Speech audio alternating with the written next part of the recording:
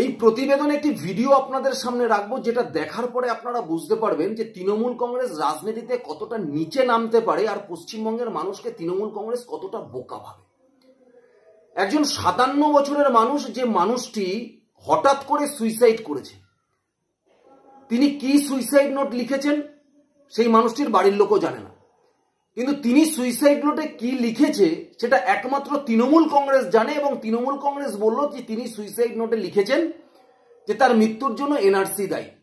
এবং তিনি মরলেন কবে? এসআইআর ঘোষণা হওয়ার পরে। যে এসআইআর এ পরিষ্কার বলা আছে যে 2002 এর ভোটার লিস্টে যার নাম আছে তার কোনো ডকুমেন্টসের প্রয়োজন নেই, এবং 57 বছরের এই প্রবীর করের 2002 এর ভোটার লিস্টে নাম রয়েছে।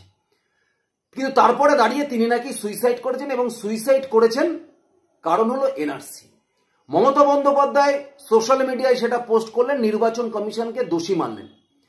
আজ অভিষেক বন্দ্যোপাধ্যায় পানিহাটিতে পৌঁছে গেলেন প্রবীর করের বাড়িতে, সঙ্গে করে তার দুই সেনাপতিকে, পার্থ ভৌমিক আর নির্মল ঘোষকে সঙ্গে করে নিয়ে, এবং সেখানে দাঁড়িয়ে সাংবাদিকদের সামনে খ্যাপা ষাঁড়ের মতো চিৎকার চেঁচামেচি করে অমিত শাহর বাপ ঠাকুরদার জন্মের সার্টিফিকেট আছে কিনা, বিজেপি নেতাদের ধরো, বেঁধে রাখো, এবং সর্বশেষ বলল তৃণমূল কংগ্রেস রাস্তায় নেমে বলবে জাস্টিস ফর প্রবীর কর।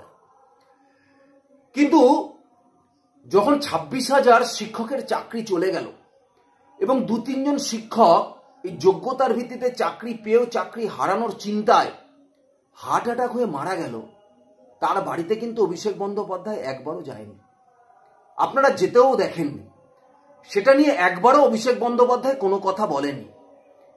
আর কাকে সঙ্গে করে নিয়ে গেছে? নির্মল ঘোষ। যে নির্মল ঘোষ নিজের বৌমাকেই 2 নম্বরই করে চাকরি দিয়েছে এবং পরবর্তীকালে তার বৌমার চাকরি চলে গেছে। সেই নির্মল ঘোষ যে আরজি করে ডাক্তারি পড়ুয়ার ডেড বডিটাকে 3টে বডি আগে পুড়িয়ে দিয়ে প্রমাণ লোপাটের কাজ করেছে। সেই নির্মল ঘোষকে সঙ্গে করে নিয়ে আজকে প্রবীর করের মৃত্যুর কারণ নাকি বিজেপি, মৃত্যুর কারণ নাকি নির্বাচন কমিশন, এবং এই মৃত্যুর নাকি কৈফিয়ত দিতে হবে নির্বাচন কমিশনকে, এরকম বড় বড় ডায়লগ দিল।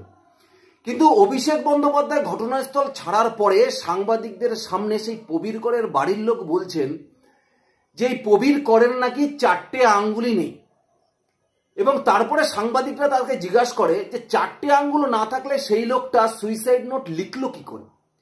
তখন বাড়ির লোক পরিষ্কারভাবে বলল যে যদি কারোর 4টে আঙ্গুল না থাকে তাহলে সেই সুইসাইড নোট কি করে লেখে একবার আপনারাই ভেবে নিন। এবং প্রবীর করের সাথে দীর্ঘ সময় ধরে আড্ডা মারা মানুষটি প্রবীর করের বন্ধুবরই ধরতে পারেন, যে প্রবীর করকে খুব ভালোভাবে চেনে, তিনি পরিষ্কারভাবে বলছেন যে প্রবীর কর কোনো কিছু পড়তে পারেন কিনা সেটাও সন্দেহের আছে। একবার দেখাই সেই ভিডিওটি আপনাদের, তারপরে প্রতিবেদনে ফিরছি। মানুষের একটা ডান আঙ্গুল না থাকলে, একটা ডান আঙ্গুল না থাকলে যেটা হতে পারে একটা স্বাভাবিক বিষয়, সেটা বুঝে নিতে হয়। কটা কিছু ক্যামেরার সামনে আমাদেরকে বলতে হবে, তার তো দায় নেই। ক্যামেরার সামনে বলছেন না, আপনি বলুন না। কটা আঙ্গুল ছিল না? মানে ডান হাতের কোনো আঙ্গুলই ছিল না, মানে অর্ধেক 4টে আঙ্গুল ছিল না। তাই উনি এখানেই থাকতেন? হ্যাঁ, এখানে। আপনারা তো আপসেট। হ্যাঁ, আমরা তো খুবই আপসেট। আমরা ভাবতে পারি না থাকতে, ভাই বসে থাকতো, ভাই বসে থাকতো। কোনো সাংসারিক কোনো ঝামেলা ছিল না? সাংসারিক কোনো ঝামেলা নেই। ও তো খাওয়া দাওয়া করতো এখানে, আড্ডা মারতো এখানে, গল্প করতো, সবকিছু এখানে, সবকিছু। কিন্তু যে সুইসাইড নোটটা লিখে যে বলছেন আঙ্গুলের আঙ্গুল নেই, কটা আঙ্গুল? ওর এইখান থেকে আঙ্গুল কাটা ছিল, বুঝলেন তো? হ্যাঁ, এবার আঙ্গুল কাটা, আঙ্গুলে এমনি কাটা ছিল। ওর লেখাপড়া যে করতে পারতো কিনা এটা আমি ভালো সঠিক বলতে পারবো না। লিখতে জানতো? নিশ্চয়ই জানতো, দোকান চালাতো নিশ্চয়ই, কিছু জানতো না। সেসব দেখি। কি দেখেন? ওই যে বিল লেখার কথা বলছি। কোনো কিছু লিখতে দেখেছেন ওকে কোনোদিন? না। হ্যাঁ, এই ভিডিওটি শোনার পরে এবং দেখার পরে আপনারা বুঝতে পারলেন যে তৃণমূল কংগ্রেস এত সহজ সরল একটা স্ক্রিপ্ট রচনা করবে এটা পশ্চিমবঙ্গের মানুষ কোনোদিন আশা করে না তৃণমূল কংগ্রেসের কাছ থেকে। কারণ তৃণমূল কংগ্রেস জানে পশ্চিমবঙ্গের মানুষ যে এমন সুন্দর করে মানুষকে মিথ্যে কথাটাকে খাইয়ে দেওয়ার চেষ্টা করে এবং সেটাই বারবার বলে মানুষের মধ্যে সত্য প্রমাণ করবার চেষ্টা করে। কিন্তু এত সোজা সরল স্ক্রিপ্ট যে তৃণমূল কংগ্রেস রচনা করে ফেলবে হয়তো মানুষ বুঝতে পারেনি। এখন তৃণমূল কংগ্রেস লাশ খুঁজে বেড়াচ্ছে যে কোথায় লাশ পাবে, যে যদি কোনো খবর পায় যে কোনো তৃণমূল নেতার বাড়ির সামনে শ্মশানে কেউ মারা গেছে, দাহ করতে নিয়ে গেছে, যে তড়িঘড়ি হয়তো সেখানে ছুটে গিয়ে তার হাতের সামনে একটা চিরকুট লিখে রেখে বলবে যে দেখুন আমার মৃত্যু কিন্তু এনআরসির কারণে হয়েছে। এই পরিস্থিতি তৃণমূল কংগ্রেসের হয়েছে। দেখুন, খেপার পিছনে তো কারণ আছে, কারণ এই এসআইআর করার ফলে তৃণমূল কংগ্রেসের তথাকথিত ভোট ব্যাংক, যাদের জামাই আদর করে তৃণমূল কংগ্রেস দীর্ঘদিন পুষে রেখেছে, তাদের যে রক্ষাকর্তা আর তৃণমূল কংগ্রেস হতে পারবে না, সেই ভোট ব্যাংক তৃণমূল কংগ্রেসকে যে তারা দিতে পারবে না, তাই তৃণমূল কংগ্রেসের সব থেকে বড় জ্বালা। আর সব থেকে বেশি জ্বালা তৃণমূল কংগ্রেসের সেকেন্ড ইন কমান্ড অভিষেক বন্দ্যোপাধ্যায়ের হচ্ছে কেন? কারণ লোকসভায়, ডায়মন্ড হারবার লোকসভায় তিনি 7 লাখেরও বেশি ভোটে জিতেছে, এবং 7 লাখেরও বেশি ভোটে জেতার পেছনে কারণ যে এই অবৈধ ভোটার, ভুয়ো ভোটার আর অবৈধ অনুপ্রবেশকারী ভোটার, এ বিষয়ে কোনো সন্দেহ নেই। আর এই কারণে অভিষেক বন্দ্যোপাধ্যায়ের সব থেকে বেশি জ্বালা গায়, সব থেকে বেশি জ্বালা।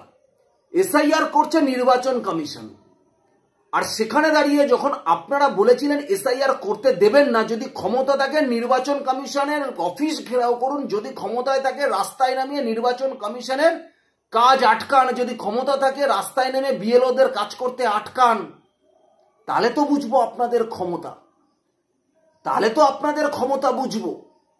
সেটা না করে নির্বাচন কমিশন করছে এসআইআর, আর আপনারা দোষী করছেন বিজেপিকে। ও তো যেরকম ঝাড় সেরকমই তো বাস হবে।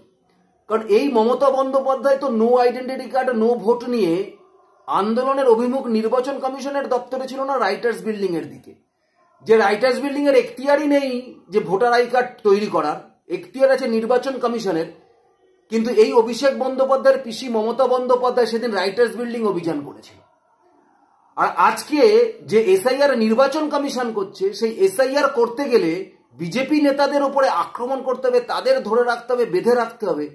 এই ধরনের উক্তির মধ্যে থেকে পরিষ্কার বোঝা যাচ্ছে যে এর আসল গাত্রদাহটা কেন হচ্ছে আর কেন তৃণমূল কংগ্রেস খেপা ষাঁড়ের মতো হয়ে যাচ্ছে। তবে নিশ্চিত থাকুন, এসআইআর হচ্ছে এবং সেটা নির্ভুলভাবেই হবে। আর সেটা যে তৃণমূল কংগ্রেসকে বড় আঘাত দিতে চলেছে আগামী 2026-এর নির্বাচনে, সেটা তৃণমূল কংগ্রেসের খেপা ষাঁড়ের মতো হয়ে সাধারণ মানুষের কাছে কিন্তু প্রমাণ করে দিচ্ছে। মানুষ প্রস্তুত আছে, যারা ভারতবর্ষের নাগরিক তারা প্রস্তুত আছে, তারা চায় তাদের ডকুমেন্টস দেখাতে। আমি তো আর্জি জানাবো সেই সমস্ত তৃণমূল কংগ্রেসের কর্মীদের যারা তৃণমূল কংগ্রেসে এই অভিষেক বন্দ্যোপাধ্যায়কে যুবরাজ মনে করেন আর মমতা বন্দ্যোপাধ্যায়কে মা মনে করেন, যদি ক্ষমতা থাকে আপনারা এই ফর্ম ফিল আপ করবেন না, আপনারা ডকুমেন্টস দেখাবেন না, আপনারা দেবেন না নির্বাচন কমিশনকে ডকুমেন্টস। যদি আপনারা দেন তাহলে মনে করব যে আপনারা অভিষেক বন্দ্যোপাধ্যায়কেও মানেন না, মমতা বন্দ্যোপাধ্যায়কেও মানেন না। যারা তৃণমূল কংগ্রেসকে এখনো ভোট দেন, যারা তৃণমূল কংগ্রেসটা করেন, তারা মমতা বন্দ্যোপাধ্যায়, অভিষেক বন্দ্যোপাধ্যায়কে মানলে দয়া করে আপনারা নির্বাচন কমিশনের এই ফর্ম ফিল আপ করবেন না। দেখি আপনাদের অভিষেক বন্দ্যোপাধ্যায় আর মমতা বন্দ্যোপাধ্যায় বাঁচাতে পারেন কিনা, তখন দেখা যাবে পরিস্থিতিটা। তবে 2026-এর নির্বাচন তৃণমূলের বিসর্জন, লিখে রাখুন। ধন্যবাদ, নমস্কার।